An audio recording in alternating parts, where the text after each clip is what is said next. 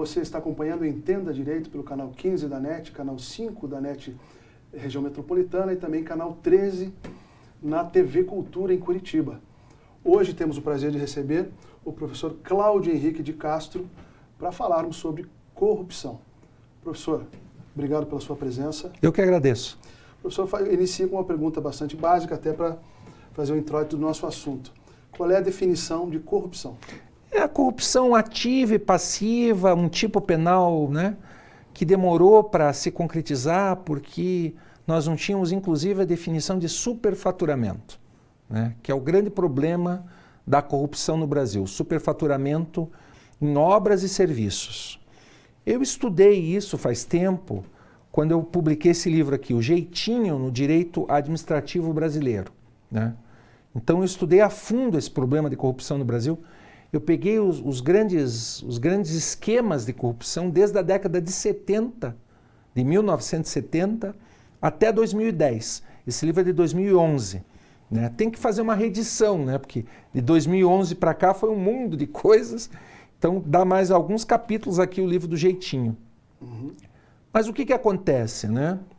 Nós temos, por um lado, um discurso contra a corrupção, né? Um discurso forte até certa medida, que é um discurso midiático, que é um discurso alegórico, quer dizer, é uma alegoria, é uma fantasia, mas a prática é completamente contrária a isso. Né? E o direito também é completamente contrário a isso. Né? Então nós temos, nas eleições, todo mundo é contra a corrupção. Tudo santinho com auréola branca, vão ser canonizados, uma beleza. Mas na prática, as normas anticorrupção têm afrouxado no Brasil, cada vez mais. Sim. Então são vários exemplos. A lei de ficha limpa afrouxou com os anos. Toda hora vinha uma lei para afrouxar a lei de ficha limpa. Mas a lei de ficha limpa virou uma grande peneira. Uma peneira com um espaço desse tamanho, que todo mundo passa. Né? Acordo de leniência. Trouxeram isso aí dos Estados Unidos, né? Oh, acordo de leniência. O sujeito faz o acordo e se livra, tal. Olha, o acordo de leniência nos Estados Unidos, nesses outros países, acontece assim. O sujeito vai lá, confessa o crime, conta toda a história, não pega 3 anos e está livre. Né? Ou ele ia para perpétua e pega lá uns 20 anos. Então o que a gente viu do acordo de leniência? Que serviu inclusive para os desvios de 8 bilhões e 400 e poucos milhões dos pedágios paranaenses. Né? Isso está divulgado, eu não estou inventando aqui, foi amplamente divulgado. Só que nós não temos acesso a esses acordos. E daí toda essa gente, ninguém foi preso. Ninguém foi preso, quer dizer, roubaram 8 bilhões, desviaram 8 bilhões, minha gente. E ninguém foi preso. Por quê? Porque o acordo de leniência. Então esses exemplos todos, que é do cotidiano, né, espelha esse mundo paradoxal que nós temos no Brasil. Quer dizer, você tem uma gentarada falando que é contra a corrupção, que é o lava-jato, só que na prática, né, as coisas têm afrouxado cada vez mais. Então é um discurso completamente paradoxal. Então é um discurso da fantasia, da alegoria, um discurso carnavalesco, metaforicamente falando, mas na prática nós temos impunidade. E há uma estimativa aqui no Brasil que traria esses números? Quanto que vai para o ralo, porcentagem? Tem como fazer isso? Veja, há estimativas, né? Quando eu fiz esse livro aqui em 2010, nós chegamos a 200, eu não me lembro quanto que era, deixa eu ver aqui, 100 bilhões por ano. 100 bilhões por ano. Era a estimativa em 2011. 2011. Em superfaturamento, em diversos crimes, né? Não é só... Em diversos crimes, né? Uhum. 100 bilhões. 100 bilhões. É muito dinheiro, né? Muito dinheiro, né? É muito dinheiro. Agora, se a gente colocar isso com narcotráfico, né? Narcotráfico e mais outros setores aí dos crimes que compensam, né? Dos crimes que compensam, isso pode dobrar ou triplicar essa cifra, né? Ah, é? Sim, porque o narcotráfico movimenta bilhões aí, né? Então, pelo que eu estou entendendo, a corrupção faz parte dos crimes que mais roubam dinheiro no Brasil. Sim, porque veja, a corrupção em forma ampla, se o sujeito facilita uma travessia de fronteira, que vai importar droga, vai importar, enfim, ou um produto que o sujeito vai revender e tudo, ali também tem corrupção. Eu me interessei pelo superfaturamento. Nessa minha obra também recente sobre a legislação, obras paralisadas, obras de grande vulto, etc., eu me interessei por isso. E o superfaturamento é uma coisa que acontece muito nas licitações, que é outra forma de corrupção também. Entendi. O professor que é estudioso aí da história do direito, é professor de história do direito também, qual é a gênese da corrupção? Olha, o processo civilizatório brasileiro teve quase 400 anos de escravidão. E na escravidão você não valorizou o ser humano. E você não valoriza o ser humano. Então no Brasil, ganhar bem não é o normal. As pessoas ganham pouco, porque o trabalho é desvalorizado. Mas a herança histórica é a escravidão. Os crimes contra as mulheres também têm origem lá na escravidão, porque as mulheres eram estupradas e tal, eram desvalorizadas. Então o machismo, origem na escravidão. O desrespeito aos pobres, as injustiças sociais, também tem origem na escravidão. E a corrupção é o seguinte, um Estado escravocrata e autoritário não liga para o dinheiro público. Você vai ver que as grandes elites do período imperial e naquele começo de república eram grandes corruptos. Eram pessoas que tinham altos cargos no Estado e tinham mamatas com portos, com esquemas de concessões, de cartórios e tudo. A história da corrupção se confunde com a história do poder. Que é a história das elites. Então as elites brasileiras são corruptas. Nós temos uma elite do atraso no Brasil. Essa elite do atraso não permite votar leis que vão punir a corrupção. Não permite. E essa elite do atraso protege os crimes de colarinho branco. Então a origem da corrupção está intimamente ligada historicamente com as nossas elites perversas. As elites que não queriam a abolição da escravatura e custou a monarquia, custou o regime, a abolição da escravatura, dentre outras coisas. Custou nós não termos feito a reforma agrária. Todos os países civilizados fizeram a reforma agrária, nós não fizemos por causa da escravidão, porque não queriam assentar os ex-escravos, eles ficaram à própria sorte, e o problema social se prolongou desde lá, de 13 de maio de 1888, até hoje, os graves problemas sociais brasileiros. E a coisa de você dividir os recursos públicos, porque o recurso público tem que chegar para todos. Não adianta fazer uma calçada de mármore no Batel e ter uma valeta aberta, com a céu aberto de esgoto, na periferia. Então é um senso democrático das coisas. Então isso aí atrapalha muito o nosso desenvolvimento civilizatório quanto aos desvios do recurso público. E o administrador público, eu falo isso no jeitinho, ele acha que o dinheiro é dele. E os interesses todos são para ele.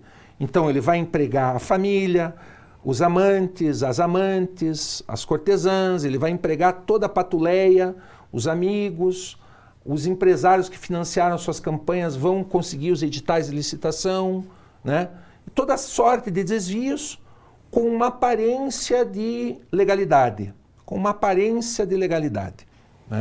Então esse é um grande problema, o desvio de recurso público, em todos os setores, ninguém é santo.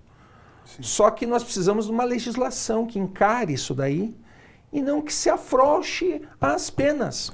A legislação está atrasada ou só não tem aplicação do que já existe? Está atrasada, não tem aplicação e as penas são brandas e prescrevem. Então você pega grandes escritórios de advocacia, que vão fazer as defesas processuais, vão recorrer. Eu soube de um processo ruidoso aí em Curitiba, não vou citar o nome, foram 33 recursos. O que aconteceu? Impunidade, porque chegou na hora que o sujeito foi julgado, prescrição, e ele, olha, o processo demorou tudo isso, foi culpa do judiciário, enfim, foi culpa do sistema processual penal, e ficou livre. Então nós convivemos com a impunidade, isso é muito grave, isso é muito grave. Eu estava lá no meu estudo lá em Lisboa e escutei isso de um angolano. Escutei isso de um angolano. O angolano falou, você é do Brasil, hein? Poxa, vocês não punem os seus corruptos lá? Né? Então isso é um problema grave, né? Um problema grave. E o professor está disputando uma cadeira de deputado federal.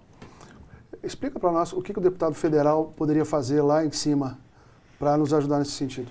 Olha, o Congresso Nacional é outro exemplo de grande corrupção e imoralidade.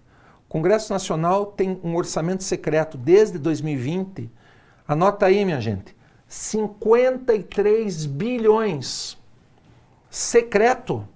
Secreto. Você não sabe quem indica o dinheiro, aonde vai parar e como é que foi gasto. Isso nunca foi visto na República. Nem no Império foi visto isso. É regra nova? Não, eles inventaram isso aí, Pacheco e Lira, né, depois que foram eleitos, com emendas de 9 bilhões.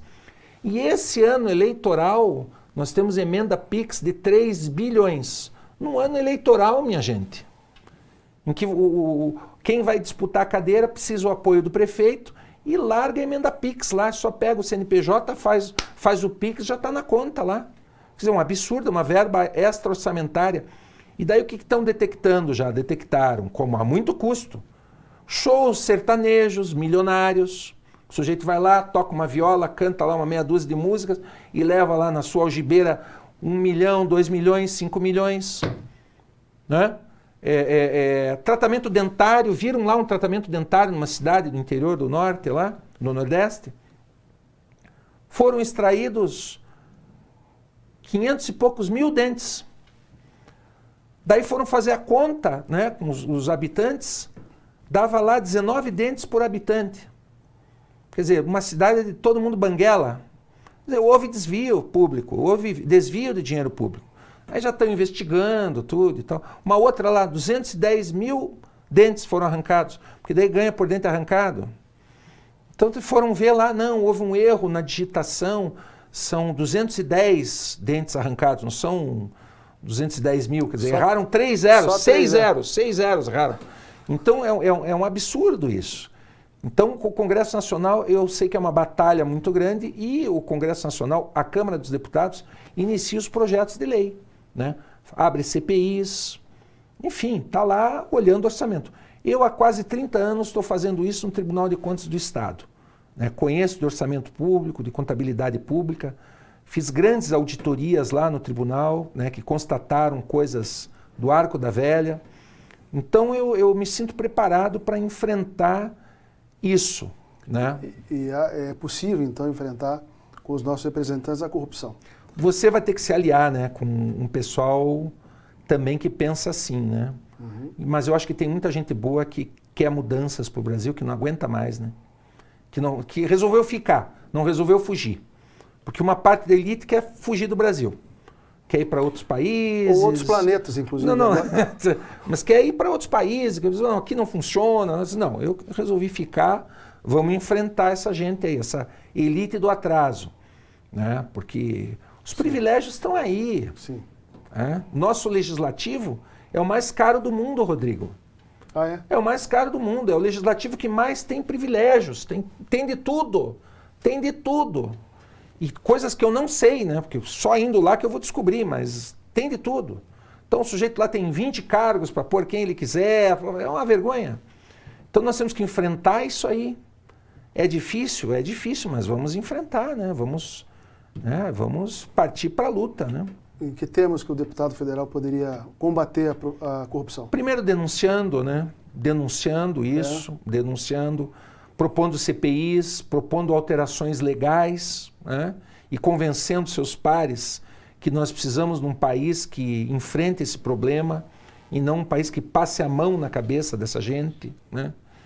Nós precisamos disso. Agora, como eu falei, nós temos um grande paradoxo, porque nós temos um discurso anticorrupção, que diz, não, nós vamos combater, mas o que sai de lei são leis que afrouxam, né? Completamente contrário a esse discurso. Então, inclusive, denunciar isso, né? Denunciar, diz, olha, algo está errado. Você está defendendo bandeiras que não é isso que vocês estão propondo aí. Então, denunciar isso para a sociedade. Diz, olha, essa gente aí não quer, né? Ela quer concessões de rádio e TV, quer se dar bem, né? Quer se dar bem, às custas de coisas públicas, né? O professor entende, então, que o clamor público, a partir dessa denúncia, poderia ajudar? Mais a imprensa, né? Mais a imprensa. A imprensa, ela pode se tornar uma imprensa parcial, porque recebe recursos públicos e, portanto, recebe o cala-boca. Recebe aquele recurso que vai dizer para ela, ó, você não vai bater no meu governo. Né? Então, nós precisamos também enfrentar esse problema da imprensa, né? E da pluralidade. No Brasil não se discute nem futebol de forma plural. Né? Eu que torço para o Atlético aqui, com todo respeito aos coxa brancas, aos paranistas e todos os torcedores aqui, mas eu vejo, o Atlético é um time extraordinário, deu um salto de qualidade, tudo, e ele está fora da mídia. Quer dizer, nem o futebol se discute de forma plural no Brasil, que dirá as outras coisas. Então, buscar a imprensa que se proponha a discutir esses temas, como é o teu caso, Rodrigo, que você abre um debate importantíssimo aqui nesse canal, que eu não vou falar que é um canal alternativo, mas é um canal que tem grande audiência e que não é sustentado de forma não ética, né? Porque tem pessoas éticas aqui, tem pessoas sérias, comprometidas com o projeto de Brasil. Então, buscar essas pessoas do bem, né, que querem o melhor para o nosso Brasil. Eu acho que é assim que o projeto pode dar certo e vai dar certo. Perfeito. A gente está se encaminhando para o fim e eu queria que o professor desse, então, um recado final nesse tema tão importante que é a corrupção. Olha, minha gente, não adianta eleitor querer defender propostas anticorrupção e vir pedir coisas para candidato, né? Pedir dinheiro que não vai dar, não vai receber, não vai emprestado, mas não vai pagar. Pedir cargo para a filha, para o filho, para a própria pessoa. Quer dizer, nós temos que fazer essa reflexão também no nosso entorno. Será que nós temos uma postura ética e correta? Né? E daí, né, você vê, pô, se temos o legislativo mais caro do mundo, temos uma legislação anticorrupção que não está funcionando, está afrouxando as penas. O que está de errado? A sociedade tem que reagir. Então a mudança começa conosco, na nossa casa, nas nossas posturas éticas, na nossa maneira de viver. E é isso que nós precisamos fazer. Nós precisamos começar do pequeno, do nosso círculo, para questionar esse poder aí no Brasil, que infelizmente não está dando conta do recado, minha gente. Né? Orçamento secreto de 53 bilhões, no legislativo, sem nenhuma transparência, de uma gente que está defendendo bandeiras anticorrupção, tem alguma coisa errada no reino brasileiro. Então nós temos que refletir isso também. Até que ponto nossa postura individual não é um reflexo dessa postura macro dos corredores escuros de Brasília. Excelente. Nós tivemos hoje o professor Cláudio Henrique de Castro, falamos sobre esse tema tão importante que é a corrupção e agradecemos a sua presença, professor. Obrigado, eu que agradeço.